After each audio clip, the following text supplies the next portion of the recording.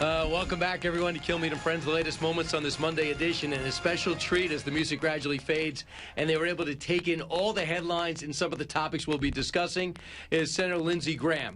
He is South Carolina's finest. He's looking to keep that job for another 6 years, and who knows how long Senator John McCain's going to go at it in Arizona. You guys kind enough to come into studio. I'm privileged to have you here. Thanks so much. Absolutely. And this is game day for you guys because it's Ukraine. And very few people are more passionate about what's going on in these regions and the hot spots of the world, or more prepared to talk about them before they happen than you. So far, Senator Graham, can we start with you? How do you feel the president has responded to the invasion?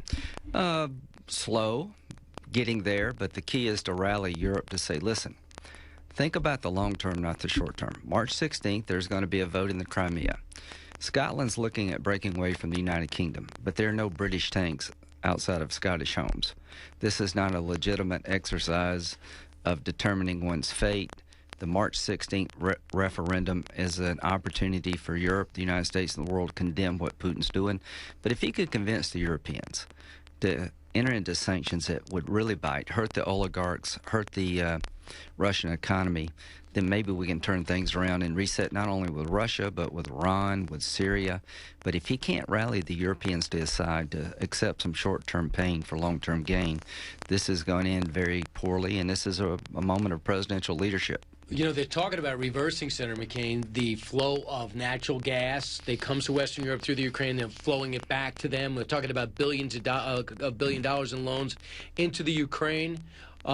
And we're also talking about certain sanctions on Russia. Enough? No, first thing I do is say we're going to start over with the missile defense systems in Poland and the Czech Republic. Putin hates that. The Russians hate missile defense systems.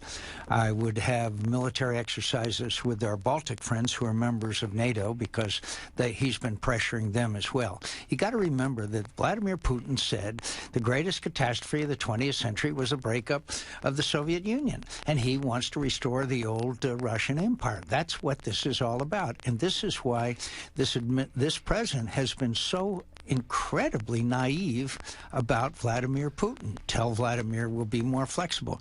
You need to have sanctions on the oligarchs in Russia, and so that they can't travel. You got other bank accounts. There's a number of other issues that we can there's a number of other things that we could do which could punish Putin for this, but we also, by the way, we've got to watch Eastern Ukraine. I don't know what Putin's going to do there. There's already some rallies there. They took over a few government buildings. Yeah, I predicted Crimea because of Sevastopol. I don't know what he's going to do. I think he's going to gauge it a de facto partition of eastern Ukraine on what he thinks the reaction to what he's already done is going to be. And I don't know, but I think it's a real threat. Right? Here is Tony Blinken, the Deputy National Security Advisor, about what the president is doing. What we've seen is the president mobilizing the international community in support of Ukraine, to isolate Russia for its actions in Ukraine, and to reassure our allies and partners. We've seen the president put together a major international support package. He's invited the Ukrainian Prime Minister, Yatsenyuk, to come to the White House on Wednesday to further demonstrate that support and to consult with him. And in terms of isolating Russia, what we've seen as a result of the mobilized support is that the financial markets in Russia have hit lows. The ruble has hit a low. Investors are wondering whether to get involved in Russia because of the instability. What do you think? This sounds like he's done a lot, Senator Graham. I just hope we don't lose Alaska.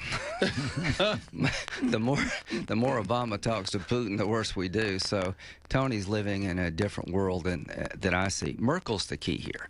The president has to rally the Western European nations to stand up to Putin now.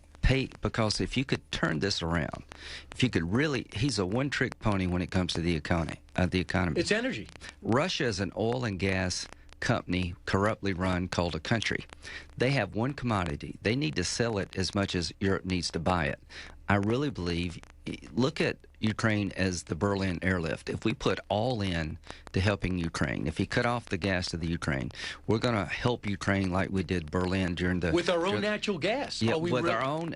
Keystone Pipe, Newt's got a great article about this. So does, this is an opportunity to go energy independent and export natural gas. The Europeans, if they would have a long-term view of what to do here, we could crush Putin. But here's the problem. We're speaking rationally. They didn't help us out with Georgia much, the Europeans. Right. They have $480 billion in trade, and they say, hey, America, you just have $40 billion. It's easy to talk tough when you only have $40 billion in trade. Well, if you want to be held hostage by Vladimir Putin, that's right. And if that's the decision that Angela Merkel wants to make, then that's their decision. That's it in a nutshell. But we also could, as Lindsey said, we could get energy supplies over there to them. Let's get this pipeline done, by the way. But we can do a lot of things. But frankly, right now, from the initial statements by the Germans and even the British, they're not going to do a hell of a lot, and I think we have to put that into our calculations. We do have a trend, and it's disturbing, I think, and mysterious. They come in with uniforms that are just plain uniforms. Could be an Army-Navy store. And they also denies, and Putin at a press conference denies that Russian troops are there. Isn't that an echo of the old Soviet Union? I can understand the uniforms. Baghdad Bob. But where do you get the tanks and the armored personnel carriers? But here's the story. It's easy to buy uniforms. Pretty hard to buy a tank. But they denied sending troops into Crimea, but an Associated Press reporter drove behind a convoy of military trucks, some of which had mobile field kitchens in tow and would appear to be medical equipment. Some of the vehicles had Russian license plates, and soldiers spat at reporters that were following them. Isn't this a sign, though, of the contempt with which Vladimir Putin views the United States of America? That he can go back to the old Cold War saying black is white, right up is down, and pigs fly. And he gets away with it because he doesn't have... Have you seen the picture of the meeting that they had where they're sitting next to each other and the facial expressions and the body language of Vladimir Putin when he's sitting next to the President of the United States? So they don't respect us anymore. And again, over the weekend, all the Sunday shows, even Fox, well, this sort of thing happens. You can't prevent Vladimir Putin from this. This just sort of happens. It doesn't just happen. It wasn't an accident that the day that Ronald Reagan was sworn in as President of the United States, the hostages came home from Iran. It's because of steadfast, strong peace through strength. Yeah, and Putin's doing a better job of snuffing out democracy than we are supporting it. You got to understand the guy across the table from you's value system and their interest. Putin's value system is a KGB agent.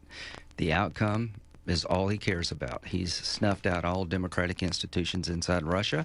He's trying to expand the old Russian Empire, and he will use every tactic in the book to get there. His interests are to basically stop democracy in his country and around his country. And when John Kerry says, well, this is the 21st century, this is not East-West, this is not the Cold War. Fine, believe that, John, but Vladimir Putin sure as hell doesn't. Well, I mean, that's absolutely true. So we are where we are, but I do know, Senator Graham, you were here one time. At one point, Senator McCain, you were in the White House quite often. You were kidding around. I hope they haven't taken my buddy hostage. Right. And basically, you told me in the hall, you were talking about immigration at that time. But the moment, what was the turning point for you? Syria. Syria, absolutely. When the president told Lindsey Graham and me he wanted to upgrade the Free Syrian Army, degrade Bashar Assad's forces, and reverse the momentum on the battlefield, and then turned around and didn't attack Syria. That was a seminal moment. And don't think Vladimir Putin and the Chinese. I predict to you within 6 months there will be a confrontation in the South China Sea over the Senkakus Island. Yeah, because they feel as though they can. Well, there's a process, And with Japan. Quebec may want to get out of Canada one day. There's a process to do it. Scotland is trying to potentially separate from the UK. I don't mind people determining their own destinies through a democratic process. What Putin's doing is through force and intimidation, acquiring a part of a sovereign country. And if you're the Iranians, after Syria and now the Crimea, do you really believe that Barack Obama would actually use military force against you? Now, let me ask you this. Whatever Barack Obama is, I think he's intelligent. Yeah. And every young president, there's a Clark Giffords type person who is there with experience, the Jim Baker type person. Well, they better have been show down up here pretty before. quick. You guys know the names that we don't see in front of the cameras. Is there somebody behind pulling the strings and we just don't like how they're doing it? Or is there no one at the wheel? What do you think, Senator McCain? I think, and I've been told, and I don't know if it's true or not, that he only listens to a few people, and those are his closest associates. And the people around. Look, there was a time in the meeting in the White House, I think nearly a year and a half ago, whatever it was, or 2 years ago, where every member of his national security team recommended greater action against Bashar Assad. And he went against the unanimous decision. Hillary Clinton, Petraeus, etc., all of them. And he said no. Well, he's obviously listening to somebody else besides his national security team. Valerie Jarrett, who has no experience or credentials. And John Kerry, to his credit, made a very impassioned speech about Syria to only have his legs cut out from under him. But, you know, we've got some people running around the globe representing our national security interests I don't think see the world as it really is. We constantly throw Israel under the bus, and I'm really getting tired of that. Hughes, Senator, Dave Ignatius was mad at you last week. He says you were wrong to be critical. Let's listen to him. Me too. I was surprised, Mike, that Lindsey Graham chose such almost sneering comments about a U.S. president at a time of crisis. And I must say, after Vladimir Putin, the president of Russia, invades a neighboring country, to somehow say that's the fault of the president of the United States seemed to me a stretch. And whose fault was it, David?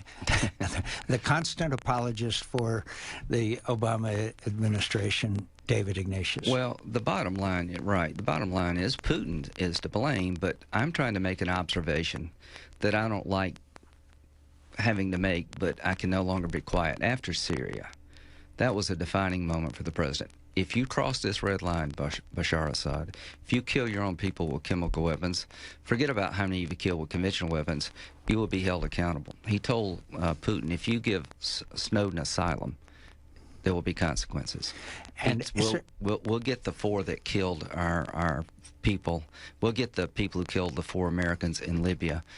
We'll search to the end of the earth. Not one person's been captured. The sum total is that Obama has been weak and indecisive on multiple fronts, and it's caught up with us. I didn't hear David Ignatius criticizing the Democrats, including Hillary Clinton, when we were doing the surge, and Obama, who was one of the most vociferous, and there was Americans out there fighting and dying during the surge. I think that was a more critical time than now. I never heard David Ignatius say, wait a minute, the surge is there, let's go on.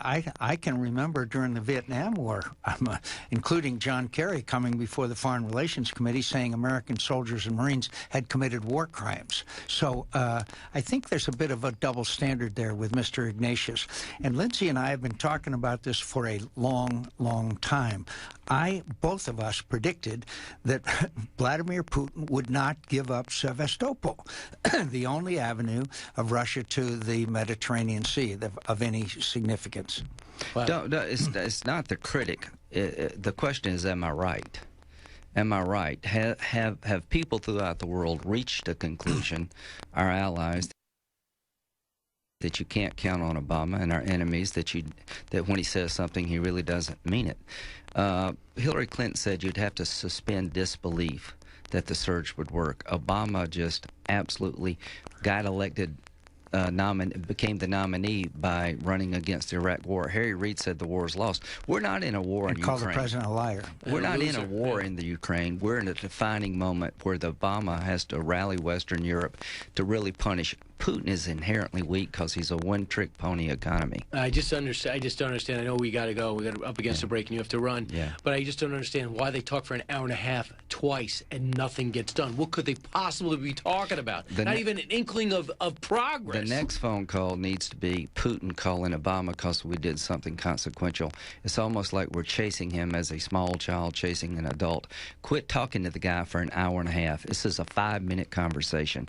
If you continue to occupy the Crimea by force of arms, you're lying when you say there are no Russian troops. You will pay a heavy price, Mr. President. Turn around your behavior. Back in a moment. Thanks. Kilmeade and Friends.